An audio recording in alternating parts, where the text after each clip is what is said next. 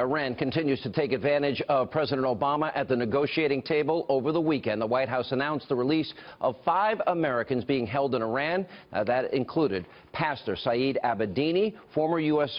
Marine Amir Hekmati, and Washington Post reporter Jason Rezaian. But in exchange, the administration agreed to release 7 Iranians in U.S. custody and remove 14 others from an Interpol wanted list.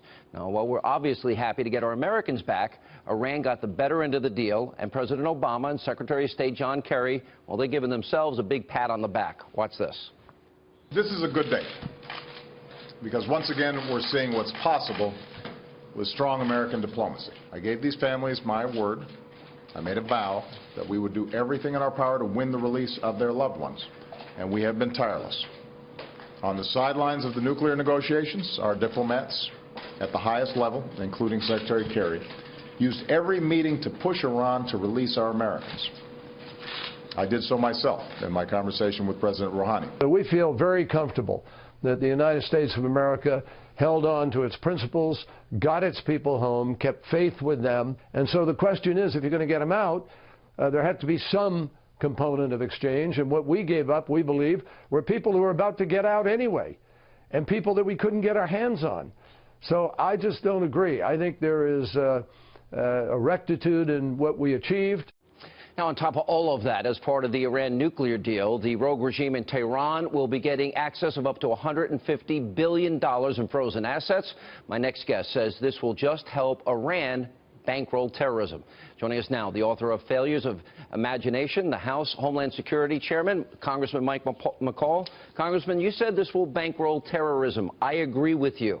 Because during negotiations, the Iranians were burning our flag, burning the Israeli flag. They said the destruction of Israel is non-negotiable, and their leaders were chanting death to America. Why did the president make this deal, and what did we get out of it, if anything? Well, the Ayatollah said this will not change his policy towards the arrogant United States of America.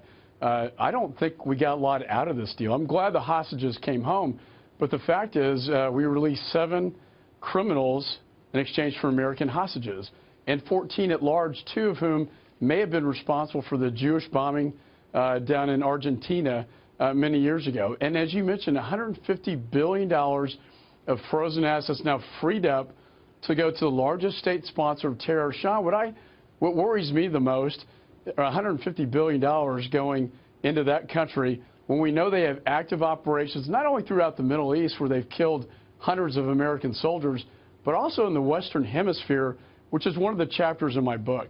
Yeah. You know, they not only get the $150 billion, they still continue to spin their centrifuges. They've been able to partner now with Vladimir Putin for missile defense if the Israelis or Americans need to take out, if we need to take out their nuclear sites. 24 days notice for inspections. They're not even American inspectors, and in some cases, I understand they get to pick some of the inspectors. Do you think that one day this has the potential, radical Islamic mullahs of Iran, coupled with nuclear weapons? Am I wrong in saying 1 and 1 is 2, that could be a modern-day Holocaust? I think it's a real threat to the security of the United States of America. One of the chapters outlined in my book talks about the Iranian influence with Venezuela, these aero-terror flights that go back and forth that we don't have manifests on, and then nuclear material smuggled across our unsecure southwest border from Mexico into the United States. So that very much concerns me. Also, as you mentioned, the ability to verify or inspect these facilities in Iran is very much up in the air.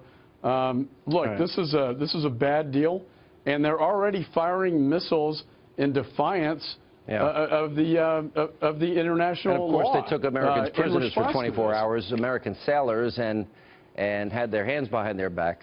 Congressman, keep up the good work. Thank you.